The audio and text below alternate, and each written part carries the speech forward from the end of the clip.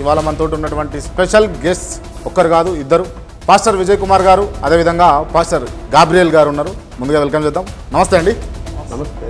Praise the Lord. Praise the Lord. జై శ్రీరామ్. జై శ్రీరామ్ అన్నారు. జై శ్రీరామ్ అన్నారు. మిమ్మల్ని చాలా ప్రశ్నలు అడగడం కోసమే ఇంటర్వ్యూ. ఒక మనిషి రూపంలో వచ్చినటువంటి వ్యక్తిని చూడండి, మీరు ఒక పేపర్లో ఉన్నటువంటి అంశాలను ఎట్లా నమ్ముతున్నారు అని అడిగితే, ప్రపంచం మొత్తానికి దేవుడు ఒక్కడే అయినప్పుడు వివిధ మతాలు ఎట్లా ఏర్పడ్డాయి అని అడిగితే ఏం చెప్తారు? క్రైస్తవ్యంలో చాలామంది దొంగలు ఉన్నారు అని అంటే మీరు ఏమంటారు? తెలిసి కూడా ఎందుకు తప్పు చేసిన దేవుడు అని అడిగితే, ఆదాము హవ్వలకు పుట్టిన సంతతి అన్నదమ్ములు అక్కచెల్లెలు కావాలి, కానీ బావ బొమ్మడుదులు లేకపోతే మామాళ్ళు ఎట్లా అయ్యారు అని అడిగితే,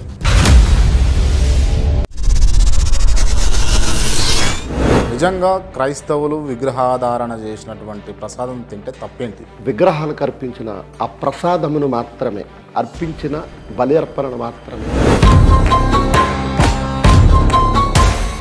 రైట్, ఓకే. అంటే మీకు కుటుంబం గొప్పనా, బైబిల్ గొప్పనా, యేసుక్రీస్తు గొప్పనా అని అంటే ఏం చెప్తారు మీరు? యేసుక్రీస్తు ఈక్వల్ టు బైబిల్ అండి. బైబిల్ వాక్యము, ఆ వాక్యమే యేసుక్రీస్తు అని మేము నమ్ముతున్నాం. భార్య బిడ్డలే కాదు, కన్న తల్లిదండ్రుల కంటే బైబిలే గొప్ప.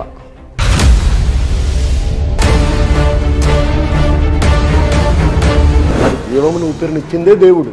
దేవుడు ఏ దేవుడు? ఆ దేవుడు యేసుక్రీస్తు. ఏ దేవుడు? ఆ దేవుడు యేసుక్రీస్తు మాత్రమే దేవుడు.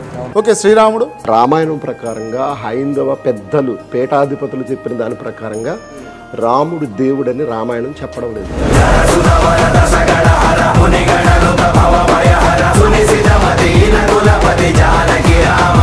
లోతు తన ఇద్దరు బిడ్డలతోటి శారీరకంగా కలడం వెనుక అసలు రహస్యం ఏంటంటే, వాళ్ళ నాన్నకు తెలియకుండా వాళ్ళ నాన్నకు మత్తు పదార్థం పట్టించి వాళ్ళ నాన్నతో సైనించిన కేవలం కామం తెచ్చుకోవడం కాదు.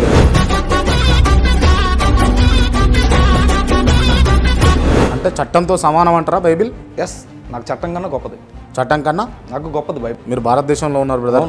భారతదేశంలో ఉన్నారు. అవును. మీ మాటలు పొరపాటులాగా అనిపిస్తలేవా మీకు? ఏమో అనిపించట్లేదు. ఏమనిపించట్లేదు? మూర్ఖంగా మాట్లాడుతురా?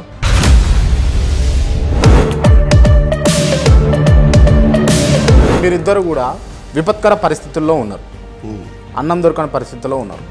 150 రోజులు అవుతుంది. అన్నం దొరికితే చాలు అన్న పరిస్థితిలో ఉన్నారు. బహుశా మీరు ఆంధ్ర వాస్తవులు కాబట్టి తిరుపతి వెంకటేశ్వర స్వామి సంబంధించినటువంటి ప్రసాదమో లేకపోతే ఏదో ఒకటి మీకు హెలికాప్టర్లో తెచ్చి తింటారా తినరా చెప్పండి? ఒకవేళ చావనైనా చచ్చిపోతామేమో కానీ ఆకలితో. క్రైస్తవ్యం గొప్పదా, ఇస్లాం గొప్పదా అంటే మీరేం చెప్తారు? నా పరిశీలనలో ఈ ప్రపంచ ధర్మాలన్నిటిని నేను రీసెర్చ్ చేసిన వాడిగా క్రిస్టియానిటీ గొప్పదని చెప్తాను.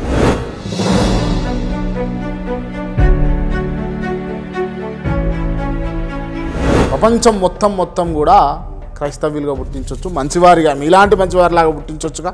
అదే ఇప్పుడు నేను పుట్టుకతోటి మంచివాడికి పుట్టేయలేదండి. కానీ బైబిల్ ఒక బూత్ బుక్ అని చెప్పేసి కొంతమంది పెద్ద మనుషులు చెప్పారు. ఆ మాట అన్నవాడే పెద్ద బూతు.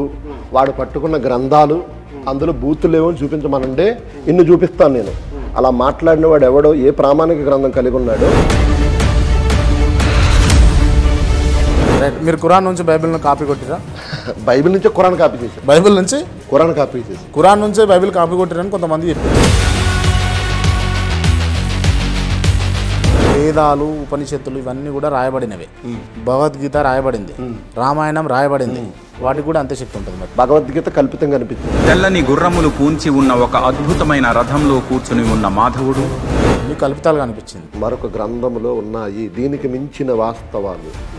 మరొక గ్రంథంలో ఉన్నాయి, ఇవి వాస్తవాలను నిరూపిస్తే దీన్ని విడిచిపెట్టి నేను అది స్వీకరిస్తాను.